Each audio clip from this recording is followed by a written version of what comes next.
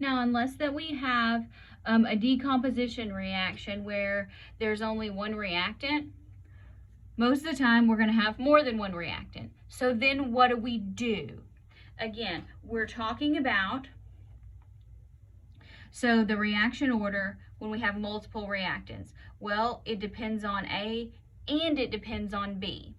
So you are going to have an overall rate constant K.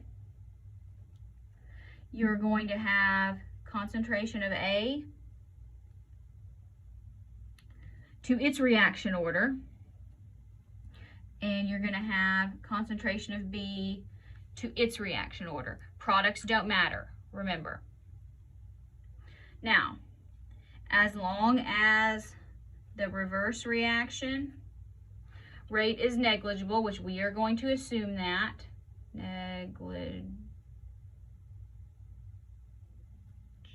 sorry, bad speller. So as long as that happens, which we're going to assume is the case unless we're specifically told otherwise, the overall order of the reaction is the sum of these exponents. So in this case, it would be m plus n. Now, so here, if you're given this rate law, k, h to the first, I2 to the first, the overall order is literally just count 1 plus 1, 2. Now, if the ones weren't there, add them in there. It'll just make it easier for you. Now here's this rate law. The overall order is 3. Now, here is where we're going to do, this is going to be a very typical question of what you would see in the real world, what you would see on homework, what you would see on a quiz, on a test, is from this experimental data, determine the rate law for the reaction and the rate constant K. So here you see we have two reactants that we need to deal with, and then we have rates. Now, so the first thing we need to do is we need to determine orders of reactions. We have to determine the order of the reaction for both reactants before we can do the rate constant K, because it wants the rate constant K for the overall reaction, and there's only one of them. So you have to know both of these orders.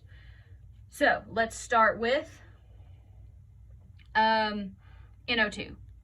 Why not?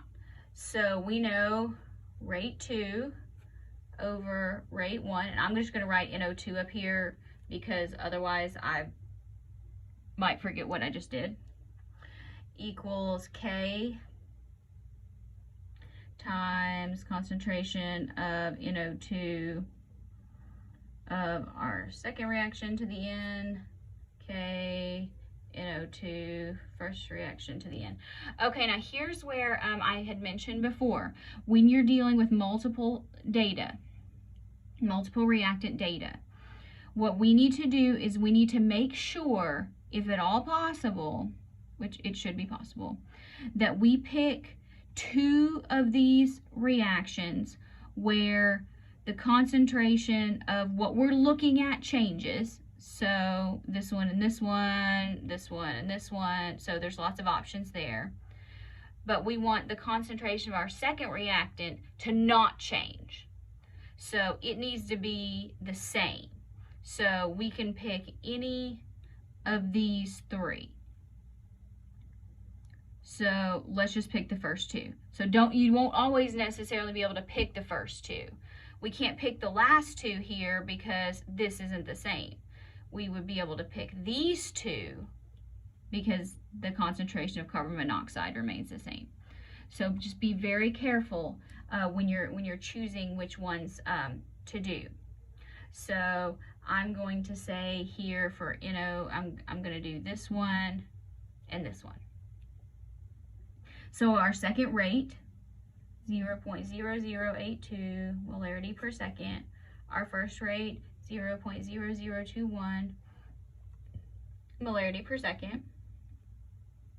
K, and 0.20 molar to the order, K 0.10 molar to the order. So now this is what, 4 units fall out, K's fall out.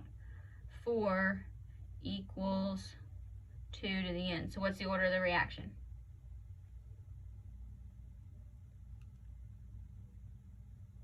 Good, I hope you said it's 2. So if it helps you, go ahead and start writing your overall rate law, or just kind of remember, so maybe up here, just write it like that, so then you know. Now let's go and let's do the same thing with carbon monoxide. So here, carbon monoxide. Rate 2 over rate 1 equals K concentration carbon monoxide, second reaction to the order, K concentration carbon monoxide, first reaction to the order. Now, be careful when we pick these. We need to pick something where the reactant we're investigating changes, so this one and any of these 3, but the reactant that we're not investigating needs to stay the same. Otherwise, the data is skewed. So here's the only 2 reactions where NO2 stays the same. So let's pick those. So I'm going to use this one and this one. Okay, so our second rate, 0.0083 molarity per second, 0.0082 molarity per second, K 0.2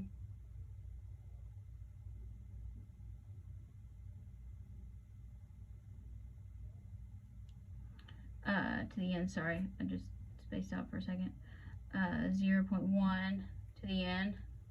So here, this is units fall out,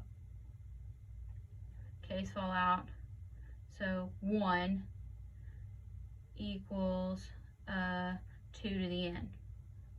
All right, so what does n have to be? N has to be 0 in that case. So that would be 0. Okay, so you can write, this says what is the rate law for the reaction. Now there's several ways that you can write this when you have a 0 order reaction. For completeness sake, a lot of times it's easier to just write rate equals K concentration NO2 second order, and then concentration of CO to the 0. Now, if you go, Dr. B, that's just 1. You are correct. If you want to leave this off, you can in your final rate law. You need to show me the calculation, but if you just want to write it as K times NO squared, you are correct. That is the simplest form. Okay, so now, what is the overall order of the reaction? So overall order equals 2 plus 0, 2. Okay, now we need to calculate K. So pick any one of these and it doesn't matter. So let's just pick the first one. I mean, why not? So 0.0021 molarity per second equals K times the concentration of NO2, which is 0.10 molar squared. That's just 1, so I'm just not even going to bother putting it on there. So that gives me 0.0021 molarity per second. I highly encourage you to do it this way so your units don't get messed up. Okay, so we have K, and then we have 0.1 squared. So that would be 0.01 molarity squared, because I know molarity squared is really strange. So now let's divide 0.01 molarity squared. Some of you are going to say, this is just silly. I know how to do this, Dr. B. I understand. Okay, so that goes away. So K equals 0.0021 divided by that. 0.21. Okay, so here we have 1 molarity in the top. And so if it's easier to, so molarity's in the top, seconds are in the bottom, molarity squared's in the bottom. What does that leave us with? per molarity second.